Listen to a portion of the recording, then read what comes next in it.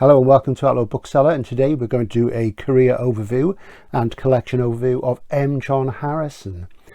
I get the feeling that people are rather baffled by M. John Harrison. Or perhaps I should say that they're baffled as to why I'm so enamoured of him.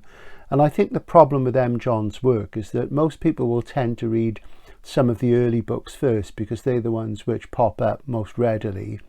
And I'll cover exactly why those books are not essentially the best place to start for him as we go through the video. But we're going to go through his career chronologically, as I always do in these videos. And it struck me, it's been a while since I've done any career overview, so I'll try to do 2 or 3 of the next month because people do like them and it gives you a handy guide for purchasing and reading.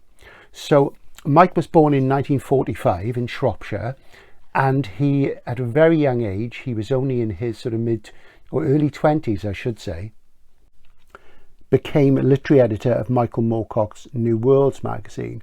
And at that point he was writing book reviews and criticism alongside John Clute, and he was also publishing his first short fiction.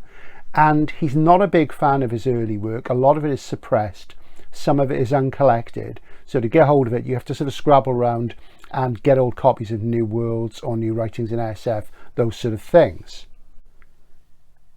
Mike was widely read from a young age, and he did love SF and fantasy, but he also found it very frustrating because he wanted to convey more than he felt its tropes could actually convey in a metaphoric sense. And he writes very eloquently about that in one essay in a book called The Profession of Science Fiction, and the essay is called The Profession of Fiction. I read a snippet from it recently when I talked about Gene Wolfe, and that might have been in my members area, so I do apologise, but I'll be bringing that up again when I finally get around to doing the Book of the New Sun video, which is coming. So here you are seeing his earliest collected works, and you will struggle to find these days because they haven't been reprinted for a long time. First of all, The Machine in Shaft 10 is his first short story collection, which was issued in the mid-70s and contains some interesting work, but it also shows his frustration with the form of science fiction and him straining against it and seeing what he can do. This is now an incredibly rare book, and I've only seen about 3 copies in the last 10 years. So if you see it in any condition and you're at all interested in new wave science fiction and British SF in general, do pick it up. And this of course is a panther with a Chris Foss cover, as you would expect. In the centre here you see The Committed Men in its Panther edition, and the last time The Committed Men was available it was a VGSF, a Gollancz A format paperback, and that would have been the late 80s, and it's not been reissued since then.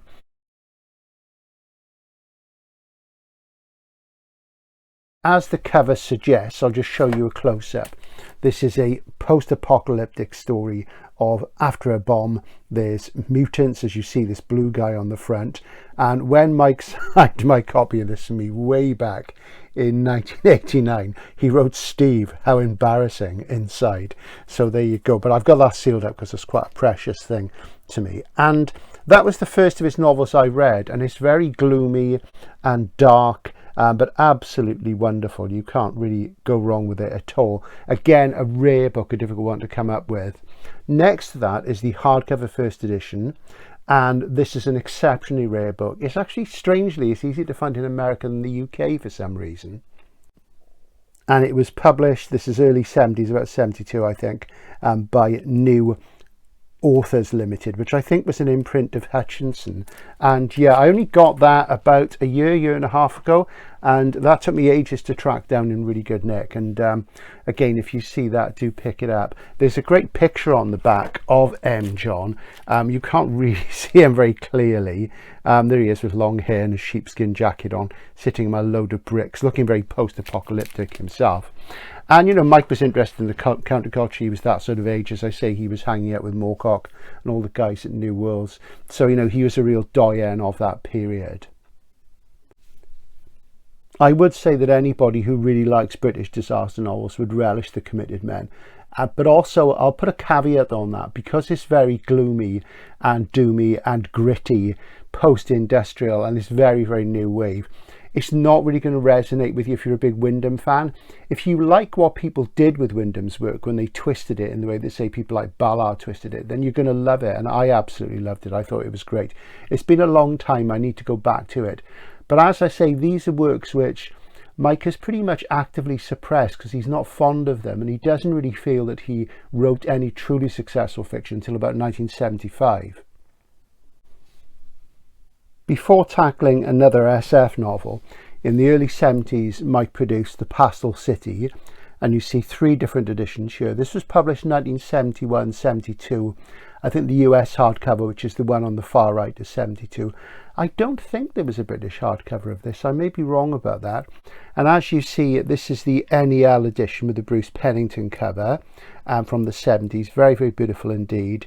And this one in the centre is the late 80s reissue from Unwin, which is one I bought new at the time. And loads of my M. John books are signed by Mike because I know him and we've met many times over the years, and he's such a great guy. And this is the 87 reissue, so that's when I first read The Pastel City. And The Pastel City is the first book in the Verconium sequence. Now this is one of the books which baffles people because M. John's got a big literary reputation. He's always been lauded by people like Deborah Levy, Robert Macfarlane, a lot of the people who are currently the darlings of the literati in the UK. And of course there is a Verconium omnibus from Gollancz, which I don't have because I've got all the books in various editions, including the first. And people get baffled by it because I think they expect more of it than you get, but I'm just going to tell you about it and talk you through it.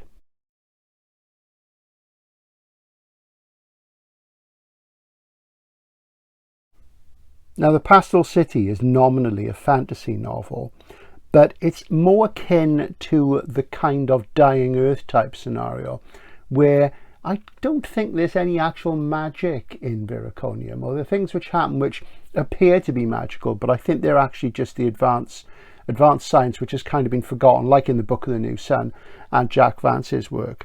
So just to talk through The Pastel City, the motif of the Dying Earth is a distant future thing, civilization in decline, and a somnolent era in which human culture is a hybrid of science and maybe what is magic. It's a common ground for fantasy authors since Jack Vance.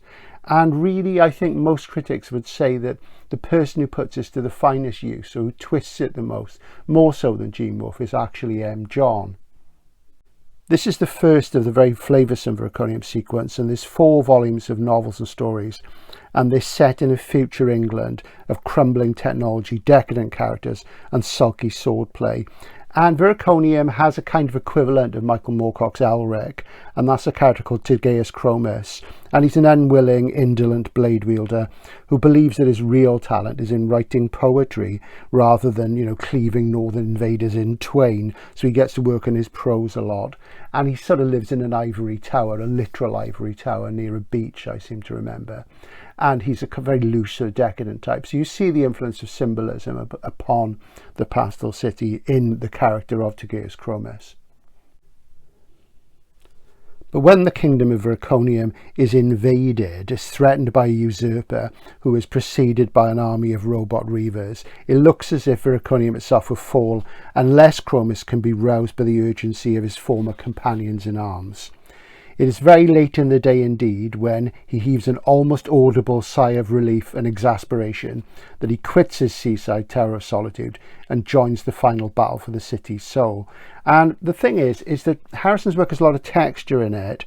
He's closer to Mervyn Peake than Tolkien, particularly the Mervyn Peake of the 3rd book in the Gormenghast sequence, Titus Alone, which was fragmentary, of course, and stitched together by M. John's friend and collaborator in New Worlds, Langdon Jones, who put that book together. And it does have that thing of a lot of crumbling clockwork to it, which is really, really interesting. He's been massively influential over other writers, but he's still really a cult amongst cosmopolitan genre readers. His real aim in writing this book and the whole sequence is to ask us why we want to read escapist fiction at all. And that revelation becomes clearer later in the sequence. The full impact and quality of Verconium doesn't really come through until the 3rd and 4th books in the sequence, and they were composed quite big sort of gaps apart, good 5-year gaps apart, and it only became a sequence by default, as it were. And it was a way for Mike to work through what he wanted to say about fantasy. And in his own words, he said that the best fantasy was terra incognita. The reader's dropped into a landscape, nothing is explained, and you go from there. And that's the most fantastic thing of all. And I think that's a really good point. 1975 saw Mike's, probably his most read book, the one that people read the most, and that's because it's still in print. It's probably been the most consistent of his books in terms of being in print of all of them, and that's the Centauri device. It's a Gollancz masterwork these days and has been for a long time. I'm presenting 3 different editions here. The mid-70s Panther, with wonderful cover there, very space opera, and it is a space opera, and the US first edition from Doubleday there. Again, I don't think there was a UK first edition of that.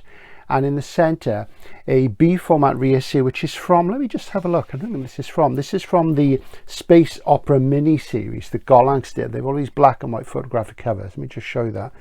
Really good, isn't it? And I think these are from late 90s. Let's just have a look. Let's see. 2009, it's not as long ago as I thought, and there's a signature in there. And they did a series of 8 of those, and I wish I'd bought them. There were some books I wouldn't have been interested in, like Alistair Reynolds, but there were things like Stone by Adam Roberts, which is a great space opera in there. But just to talk a bit about this, because this is the one you're most likely to pick up and give a crack at first try. It's the 24th century, and the Arab-Israeli conflict has spread throughout the galaxy as mankind has expanded its territory into space. The central character is John Truck, a louche, leather-jacketed owner of a cargo ship called My LS Speed, and he's known on numerous planets for boozing and drug abuse. So far, so Northwest Smith, you may think. He's apprehended on a planet called Sadel Bari 4 by an irascible female representative of the Israeli world government, and then he's browbeaten by one of the repulsive religious fanatics known as the Openers, who have replaced much of their skin with windows so that God can look inside them. You can see all their organs, it's disgusting. Truck then flees the system to the immense space dock that was once Great Britain, and this predates the kind of thing that Ken MacLeod did. I think in one of Ken MacLeod's books, All of Britain is a spaceport. I think a few people have probably did that. I think M. John did it first. Truck then attends the longest running party in the history of the universe, and he continues to find himself the quarry of myriad factions who are keen to press him into service and activate what they believe is the ultimate weapon, the Centauri device. Now, this is an artifact that's only explicable to its builders, a species of humanoids who have been driven to extinction by Earthmen. But Truck's mother was one of the last surviving Centaurans, so his DNA puts him in a precarious position of unwanted power where all the players are gambling for the highest stakes imaginable. Now, this is an ironic tale, and Truck's picaresque attempts to avoid the inevitable is typical of M. John's dense but rewarding prose and his mercurial style. In a way, it's kind of a swan song for the sort of high times when the new science fiction was a significant sector of underground publishing through things like New Worlds. And the novel effortlessly employs such countercultural elements as antique Fender Stratocasters and interplanetary scale dope dealing. So, you know, this is the thing. It's very much is coming to the end of that time in punk is about to happen. And John Truck is a reference to a guy called John Trucks, and that's with an X, who I think was one of Hawkwind's roadies, wasn't he, or Hawkwind's driver. I think he was a roadie. He's somebody whose name pops up all the time, but I've never paid that close attention. So, you know, it is a nod to that counterculture that he and Moorcock were very, very much part of. A lot of people really struggle with M. John's prose because it is quite dense and chewy, and Truck is very indolent, and he's not really bothered about anything, and in that way he's similar to Chromis, but he's less of a poet. But the interesting thing, of course, is that it's this thing about, you know, the mythology of the Starfarer, who's this sort of heroic character, is kind of taken apart in the Centauri device. And it's at this point in 1975 that M. John feels he's starting to get somewhere with his writing. And he's actually not very fond of this book. He doesn't like it very much as I can tell. He did space opera again much later on. We'll come to that later in the video. but I think it's well worth a read. I like it, I enjoyed it, but I can see why people struggle with it. So for readers who are new to him, who are most likely to go into the Pastel City and the Centauri device first, stick with him, because greater things are to come, and these will challenge what your views of what SF and fantasy should be. But in these books, that's done in a subtle way. In terms of in-print books, if you want to start reading M. John's work and you want to read short stories, and I think his short stories are his best work personally, this is Settling the World, Selected Stories, published a few years ago by, is it Do Not Press? Is it Do Not Press they're called? Let's have a look. I can never call it. Comma Press, that's right, Comma Press. Do apologise, Comma. Wonderful people run this business out of Manchester. And this showcases many of M. John's stories from 1970 onwards, including Running Down, which is the story in which he felt he really nailed things for the first time. I talk about Running Down in a little video I made in the club room a few weeks back, which I looked at 3 of my favourite stories by him, including Running Down.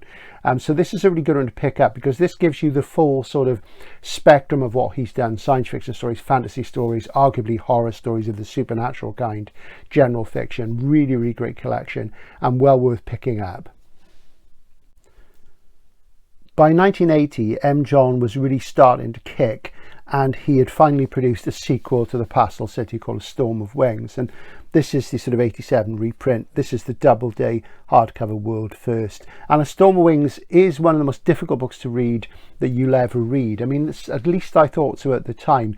These days I don't find it so daunting. I'll just tell you about it. I'm going to read what it says on the back of this Unwin edition. £2.95, good grief, those are the days. 8 years have passed since Lord Tegeus Chromis broke the yoke of Cana Moidart, since the horror of the Geated Chemoset. Now, doesn't that sound like Frank Herbert? The reborn men, awoken from their long sleep, have inherited the evening cultures. In the wastelands to the north and west of Verconium, a city is being built, but not by men. In the time of the locust, a paralysing menace threatens to turn the inhabitants of the Pastel City into hideous, mindless insects. This really is a tour de force of style, and the imagery is just incredible. It's quite similar to the Pastel City, but it shows an intensification of his prose and what he's trying to do.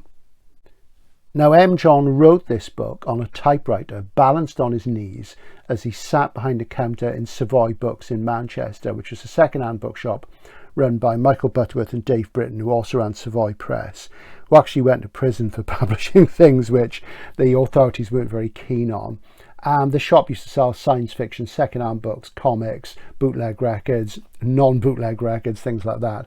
And he was sort of supposed to be serving the customers, but he was actually writing this at the time. So it is quite spiky, and it sort of represents him probably at his most difficult in terms of prose style, where he's trying to get that balance between telling the story and actually creating an incredible Peakian atmosphere. And this is where the Harrisonian, the M. John part of him really comes forward. And after this, we see a decline in the excesses of style into more readable prose, but a prose that's very muscular, subtle, ironic, and indicative of things beneath the surface, and also quite witty as well. So this is kind of a turning point, really.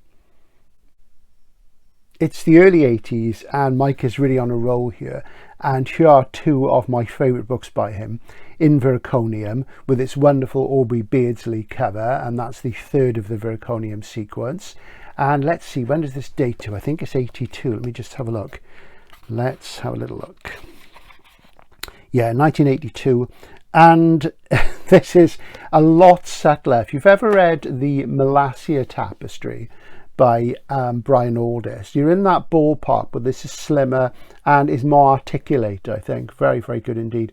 And this is where things start to fall apart. And Mike's very big on, as I say, putting you in a place and letting you just discover it. So the world building is quite interesting, because he once upon a time said world building is shit, which really got to a lot of people in the genre community.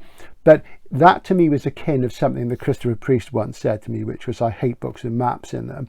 And the whole point of the real world through M. John Harrison is for you to discover how strange, and for you to remember how strange the real world is. And he does this through this glass darkly of Verconium, which is a very interesting place full of strange people with odd names. And you're never sure if it's future or past, and it is ostensibly the future, but sometimes it feels like the past, and things are slipping through reality, and there are odd nods to things like the Michael Moorcock books, the Eternal Champion books, little sort of quasi parodies of them, and it's just absolutely wonderful. If you like really elegant, well-written fantasy, if you like Gene Wolfe, and if you like John Crowley, you should love this, really. Then probably my favourite book by John, and that's The Ice Monkey, shown here in its Gollancz hardcover from 1983, I believe, and this is the 1987 paperback from Unwin. So there's a long sort of period between the two. And the first time I met John was at the Worldcon in 1987, and there was an evening of readings. I think it was on the very first night or second night, and there's a load of great people reading: Clive Barker, Ian Banks, Ramsey Campbell, John, and I was absolutely spellbound by his work by that point. And he read the title story of this book, The Ice Monkey, which is about rock climbing, but it's also about something else. Is it a ghost story? Arguably it is. For me, this is his finest individual collection of stories. There's 7 in there. They're note perfect, and I think it's absolutely sublime. There is a video about this book, as I say, in the club room. Also in The Ice Monkey, the last story is called Egnaro, which is orange spelt backwards. And when I hosted Mike the first time we did a bookshop event together, that was in 1989, he read Egnaro and he said, this is called Egnaro, and that's orange spelt backwards. And that's a wonderful story about an accountant who helps a guy who works in a second-hand bookshop of the kind that Mike worked in at Savoy. And it's a really, really wonderful story about an undiscovered country. I'm not going to say any more because, as I say, there is a video in the club room, and the club room members will already have heard about this. But if you can pick up just one book second-hand by Mike, I would say go for The Ice Monkey. It's fantastic stuff. And it's slices of real life, and it shows real life interspersing with the fantastic in just mind-blowing ways, and it's got a grit and realism of it. You read it and you just think, this is wonderful stuff. This is where the new wave went as it dissipated away from SF and infected the mainstream of British literature in the 1980s. This was one of the cutting edge things, and absolutely marvellous. And as I think somebody said in a paper recently, you know, he's the greatest writer you've never heard of. And I think that's absolutely true. He should be world famous, really. By the time we got to the mid-80s, Mike was really rubbing out all the lines around genres and combining and meshing and taking things in a new direction. Verconium Nights is the very last of the Verconium books, and it's a short story collection. As you can see, it's very beautiful. This is the Gollancz first edition, and marvellous, marvellous stuff. And for those of you who've never read things like The Lamia and Lord Cromis, Verconium Nights, that's with a K, you know, The Luck in the Head, which is absolutely fantastic. That was adapted into a graphic novel. These are very strange indeed. And when you read them, you can really see where people like China Miéville got a lot of their jam from. It pretty much comes from John. The whole idea of the new weird, you know, it wasn't new at all. Mervyn Peake invented it, but it was John who kind of articulated it and gave it muscle and pushed it into genre publishing big time. And we can only thank him for that, and he deserves our fealty. The book closes with a wonderful story, A Young Man's Journey to Verconium, which was later revised with tiny, tiny changes. Largely the word Verconium was excised and a different word was put in instead, and that word is London. And that story is called A Young Man's Journey to London. And it shows John's journey from being a genre writer into being a mainstream writer, and his frustration with genre tropes as to how, as metaphors, they didn't always work the way he wanted them to. As he famously said about Gene Wolfe, part of the problem with writing fantasy, for example, or science fantasy like that, is that when you write about a sword, you want it to be a metaphor for something else. But unfortunately, all it really conveys is its own swordness. And, you know, I do think he's right about that. There is a limit to what you can do with these metaphors and tropes. So John was really pushing the boundaries there. And, you know, a lot of people would hate that sort of him because he does those sort of things. But he does ask you why you're reading escapism. It's so you can escape into the real world. And at times he does that in these works. On the right is what is for me his finest novel, Climbers. And Climbers as it says on the cover, sheer brilliance, Ian Banks. This is the first edition from 1989, and John and I did an event for this in Bath with Gary Kilworth as support, and that was a great night. And John stayed at my house that night, and he was published in paperback then by Unwin, and his editor and then life partner Jane Johnson, who is George R. R. Martin's editor. She's a really nice lady. She stayed with me and the video editor in our flat in Bath, and we had a great time. We had a very memorable meal, and Mike was full of bonhomie. It was a really good night, and Gary was there. It was great fun. It's one of the sort of nights I really look back on very fondly. And Climbers is a book, it's a mainstream novel, I'd say 1989, and it's really about obsession. It's been said that men have hobbies instead of emotions, and the pastimes that we choose help us to examine and express our feelings in ways so subtle that women sometimes can't comprehend them, and that even we men ourselves struggle to put them into words.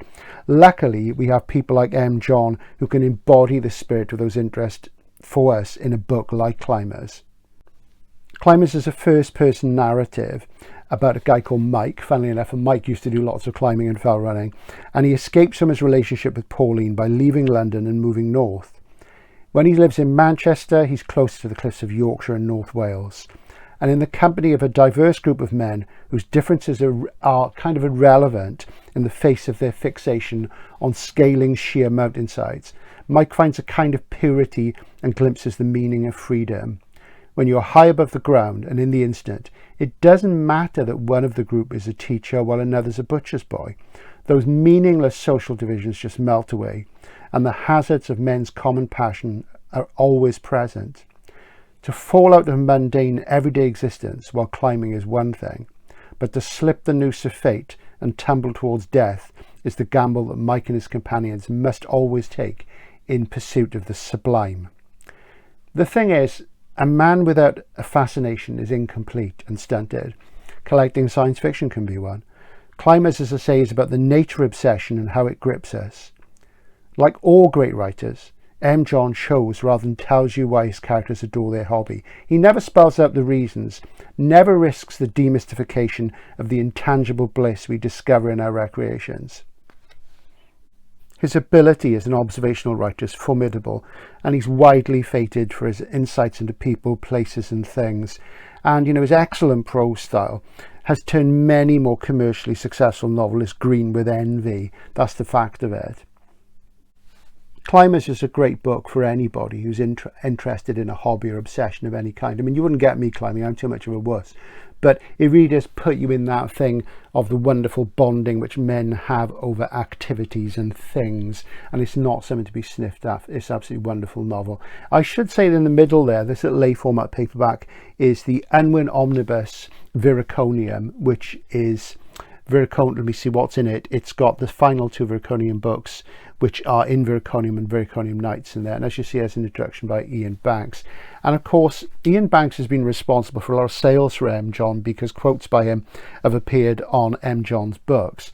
And a lot of Banks's readers are quite frankly baffled by John. But that's exactly why you should read him, to get outside that comfort zone. That's what good SF and good writing is all about. It's discomfort reading, not comfort reading. The 90s is a really interesting period for John. I think this is where really he became the mature writer he wanted to be. And these are the three books of his which appeared in that decade. And on the left are The Course of the Heart, which is wonderful, wonderful metaphysical thriller. And The Course of the Heart has some affinities with a short story he wrote a little bit earlier called The Great God Pan. It's kind of an expansion of that. And The Great God Pan, of course, takes its title from the Arthur Machen story of the same name. And it's a kind of occult thriller. It's about a group of people who experience something strange above the Atlantis bookshop in London, Museum Street, which Jimmy Page used to be involved with. And their search for the heart of the world in a metaphoric sense is elaborated in this book. And they are all affected by the strange experience they have. It's similar in some ways to a story called The In-Calling, which John wrote years before, which is in the Ice Monkey. It's absolutely fascinating. And the good news is that it's about to be reissued in, I think, Serpent's Tail have this little classic series they're doing. And it's going to be reissued in that because John has recently moved from Gollancz to Serpent's Tail. So this is great news because the book's been out of print for a very long time.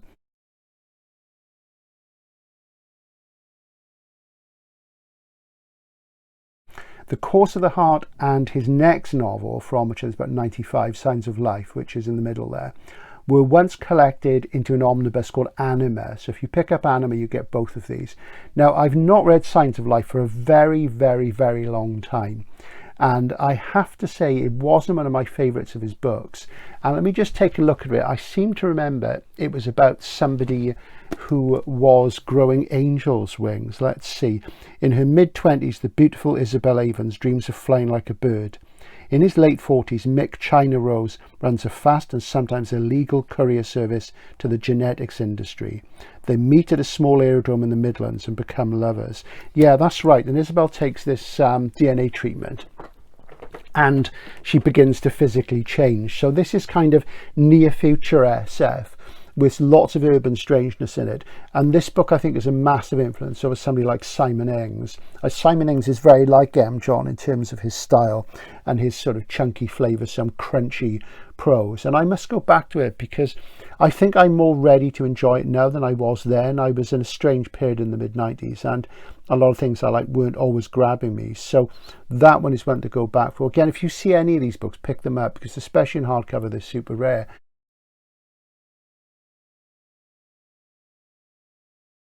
And often they only had 1 or 2 printings in paperback too. Travel Arrangements was his collection from the end of the 90s, and in this he almost became a kind of cosmic Alan Bennett, and I don't mean J.G. Bennett, I mean Alan Bennett.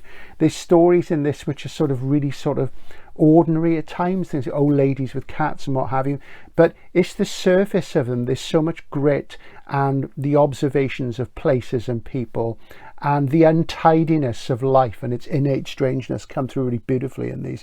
And as you see on here, it says a Zen master of prose, Ian Banks. And looking at this now, I really want to pick this book up and reread it because some of those stories I've not read for years and they're really, really good, well-observed things. So this is very much a transitional period where Mike is still mixing and matching science fiction, fantasy, horror and general fiction and just going his own way. And you have to admire that because, you know, if you're a genre writer in the UK and you want to write really well, write really good quality prose, you're almost doomed commercially. You know, it's a very brave thing to do. But he kept it up and, you know, in these days he has the fealty of a lot of the heavyweights, as I say. Well, here are the controversial ones. We get to the end of the 90s and M. John makes a return to space opera, to hard space opera, with lots of hard science, boiling physics, strange spaceships, and more high weirdness than you can, you know, shake a stick at. It's really quite something. This is the Kahuchi Track trilogy, and they're absolutely astonishing. I mean, this is really quite something. People say they want space opera and they want it to blow their minds, but quite frankly, a lot of the time they don't. But this really is the cutting edge. This is Light in its first edition, and there's a quotation from Ian Banks, Light is brilliant. And of course, that is on the Masterworks edition, and that's really sort of led loads of people to buy Light, and for a lot of them to be utterly baffled by it. If you want to know more about the trilogy, I would say watch my interview with M. John on the channel because, again, he talks about writing and commenting on space opera by writing a space opera. So there's a certain postmodern divide here. But if you like things like William Gibson's Sprawl trilogy, you'd absolutely love this, even though it's quite different.